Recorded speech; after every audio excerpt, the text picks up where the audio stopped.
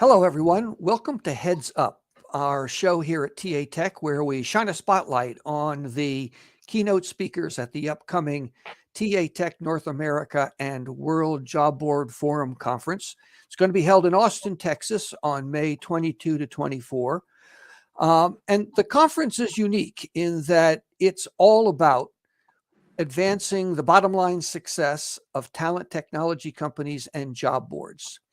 And one of its features is world-class content. We bring together some of the smartest people on the planet to talk about some of the most important issues and opportunities in the talent technology industry. And I can think of no better person to cover those particular topics than my guest today, Renée La Londe, who is the CEO of iTalent Digital and MojoHire.ai, and also our opening keynote speaker on day 2 of the conference. Renée, welcome to the show. Hi, Peter. Nice to meet you. Nice to see you. Nice to see you as well. So listen, for those in the audience who may not know you or your company, tell us a little bit about your background, how you got into this crazy world of talent technology, and about your company. So my name is, of course, Renée La Londe, as you already introduced me. I'm the founder and CEO of iTalent Digital. We're a global software engineering firm and consulting firm. We work with Fortune 500 companies, and which is where my background is from. I worked for Apple, Cisco, early NetApp, and then started my own consulting and engineering firm to help enterprise.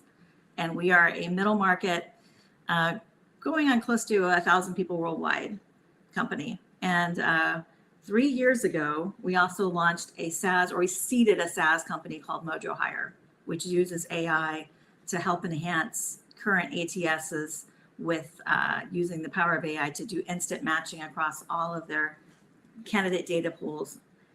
And it's a pretty exciting technology. So we've been having a lot of fun with that. Yeah, it says on your website that one of the things you do with MojoHire is to sort of organize or rationalize the company's tech stack. What exactly does that mean? So basically, it's an add-on to, it can be in the cloud, it's a SaaS, software as a service. So you can either be a workflow that sits on top of your ATS, or it can be a Chrome extension that you put while you're using your ATS. But it's basically harnessing the power of AI to do instant matching across all of your recs and your candidate pool, so that as you're working, any rec comes through or any candidate comes through, they're instantly matched by AI. They're instantly said, hey, this is a good match for it. And these 3 are high matches. And in addition to that, these 3 are active, like they're actively looking. So it kind of, it completely eliminates the recruiter having to go search their own database, having to go porpoise out and search a bunch, and it tells you what's real time happening within your ATS and what are those matches are. So for instance, a lot of recruiters are very, they're working a couple recs and they have like candidates that they're holding on to. This kind of eliminates all of those barriers and opens it all up and says, okay, so this candidate just came into your ATS. Here's the 5 recs that they match to. And there's 3 of them are high, 2 of them are medium, and they're active. So go talk to them right away. And it actually makes sure that everybody is leveraging that candidate across all recs in a company, which helped us scale a lot because we are a middle market company working with big enterprise. So we needed that technology in our own recruiting staff and models so that we could scale. Well, I think that's a particularly timely product. I mean, given where we are with the economy these days, a lot of recruiting organizations, even in big enterprise employers, are being forced to do more with less. So it sounds like you're putting the power of AI to work to help recruiters be more efficient. Yes. And the really exciting thing about it is you don't have to replace your ATS. It actually sits on top of and enhances your ATS, either as a Chrome extension or as a workflow on top of your ATS. Got it. Okay, so let's talk about your upcoming keynote at TAtech North America. Again, for everyone who may have joined us a little late, that conference is going to be held in Austin on May 22 to 24. Renee is going to do the opening keynote on day 2 and going to talk about one of the most important and most nagging issues, I think, in our space. So Renee, what's going to be your topic, and what are some of the key points you're going to cover? Well, I have a very multifaceted topic in the sense of how do we get more women into TAtech. And this is something that we've been grappling with for a long time. If you think about what's happening even as of 2022, 15% of women are in real engineering positions across the world. 28% are in the tech industry overall. We've moved the needle in the U.S. with some of our big tech companies. There's 34% of women in those positions, but again, only 15% are in the real engineering roles. So I'm going to talk about what it's going to take and one of the approaches that we can take to try to get more women in tech, some of the things my company is doing, some of the things that we can do, and some of the questions that we can answer around this topic.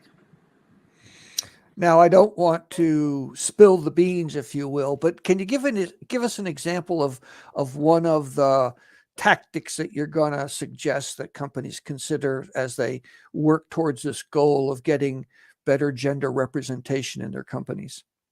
Yes, I'm going to talk about a lot of exciting things that you can do. I'm going to talk a little bit about what we're doing.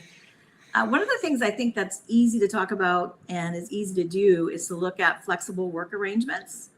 When you look at what brings women out of tech and what brings women where we can't keep them in tech, and that hurts the numbers as far as women staying in tech, is not having that flexible arrangement where they can actually take off.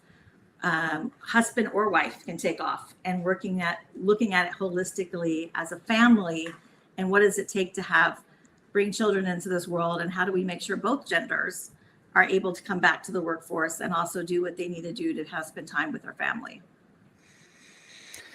Yeah, I think there's been lots of discussion about the importance of remote work as a result of our friend COVID-19.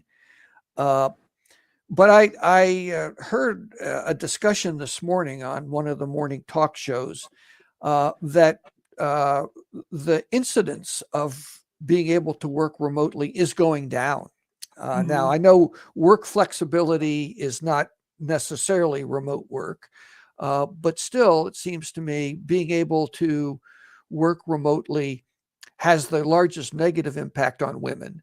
And, are you seeing any indications that the tech industry writ large or talent technology companies are perhaps being more proactive in that regard than perhaps other employers?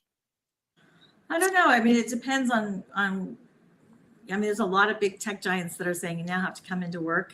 Yeah. And whether that's positive or impact on women, it's still being studied. And I will have some insights on that. I do think that flexible work arrangements is way more than just working from home, but it's, when a family when a husband and wife have a child, making sure that the husband can take off, right? And he has paternity leave, and the wife has maternity leave, and they can also juggle that together as a family, and making sure that it doesn't all fall on one gender, to make sure that everything is okay in the family, because that's kind of traditionally what has happened, is that it kind of falls on maternity leave, and women only recently got the right to not be discriminated against for being pregnant during the hiring process. And so just making sure that it's looked at holistically and said, okay, how do we make sure that we have flexible arrangements around what makes sense for a family, for both genders, to make sure that they can be parents, successful parents, but also it doesn't fall on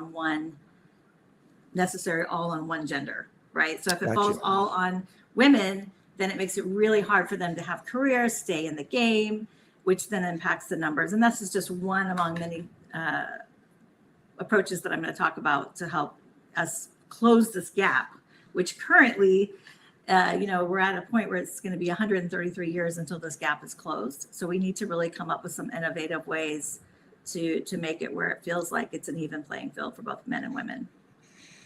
Wow. So there's a challenge. We've got to somehow cut back on a problem that's going to take, unless we do something, 133 years to solve. Sounds like Yeah, global that's warming the almost. prediction right now. Yes, it's Yeah. very Yeah. depressing. It's very Yeah. depressing right now. So we have to really put our heads together and come up with some creative ways to make this work.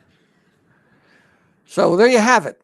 Just a snippet of what Renée is going to cover in her keynote, and some of the really wonderful content, some of the important insights for improving the management and growth of talent technology companies coming up at TAtech North America and the World Job Board Forum. So we hope you'll join us and be in the audience to hear Renée deliver her keynote. Thanks very much for coming, Renée. We appreciate it. Thank you for having me. Looking forward to it. See you then. Thank you.